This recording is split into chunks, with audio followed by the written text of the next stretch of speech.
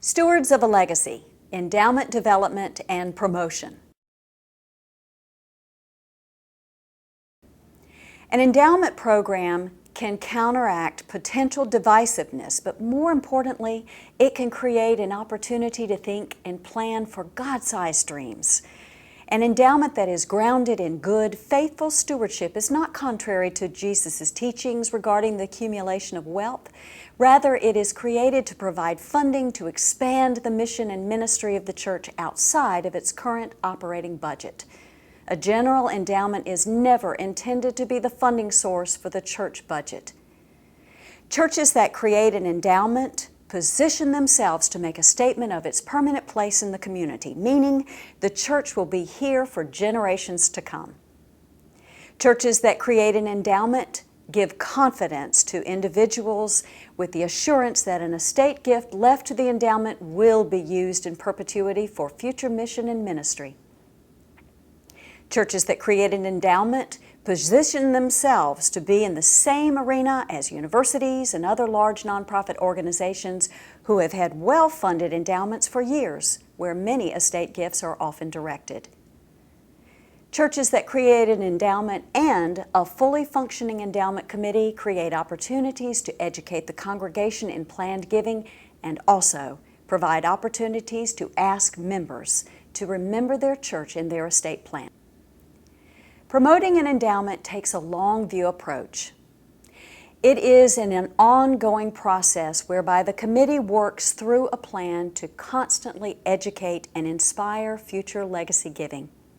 The reason why this is so fundamentally important is because people respond to the concept of estate planning and more specifically, planned giving because of triggering moments in people's lives.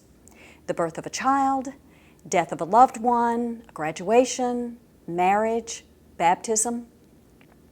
Bishop Robert Schneese's story from the book 5 Practices for Fruitful Congregations gives a perfect example of how triggering moments happen.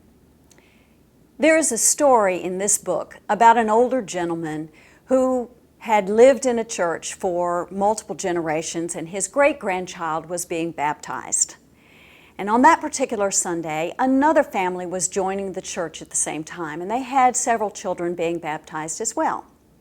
At the end of the service, the two families were standing in front of the congregation as the congregation was coming up to greet them and congratulate them and welcome them. And the other family that was standing with them, their younger child, was running around and getting in trouble with people as he was getting in their way. And the older gentleman reached over and grabbed the little boy's hand from the other family to keep him from getting in trouble. Well, as the congregation was filing through and congratulating them and greeting them, they kept saying, "Oh, your grandchild is so cute." And he kept saying, "Oh, I'm sorry, he's not mine, he's their family." And this happened several times. Well, the next day he called up the pastor and he said, "I'd like to come in and talk with you about leaving an estate gift to benefit this church." And the pastor said, "Wonderful, come in." And when he came in, the pastor said, "I'm curious, what inspired you to suddenly want to make a planned gift?" And he said, "Well, yesterday when I was standing with the other family and holding their little boy's hand, and people kept saying, 'Oh, your grandchild is so cute,' and I kept saying, 'He's not mine.' It suddenly dawned on me that he is mine. He is my church family. I've taken care of my family, and now it is time for me to take care of my church family." I want you to think for a moment how many individuals have passed away in your church in the last 5 years.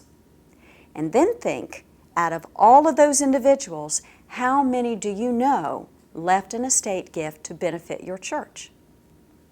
If you don't know, then that tells you one of two things. Either no gifts were left, or it wasn't shared with the congregation for some unknown reason. Many of our churches celebrate All Saints Sunday in the fall. How many churches do you think celebrate the generosity of individuals that have left a significant gift in their estate? Not as many as you might think. How many opportunities have we let pass us by because we didn't educate, we didn't celebrate generosity, or worse, we didn't ask? Often people, leaders, even clergy have difficulties or are hesitant to ask people to consider leaving a legacy gift to the church. In my church, one endowment committee member shared her philosophy with the committee about making the ask. She said, "I love asking people to give."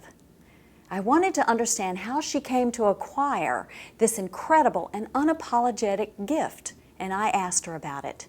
And she simply told me that it's biblical and referenced Matthew 7, verse 7, which clearly states, "Ask and it will be given to you." I never thought about this scripture in this particular context. I always consider it to mean, ask God and it will be given to you. But her perspective draws in the conclusion that it can also mean, ask on behalf of God and it will be given to you, the church. And with a God-sized vision, how can we not ask?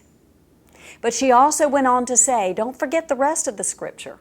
Seek and you will find, knock and the door will be opened. It's an acronym, ASK. It's biblical.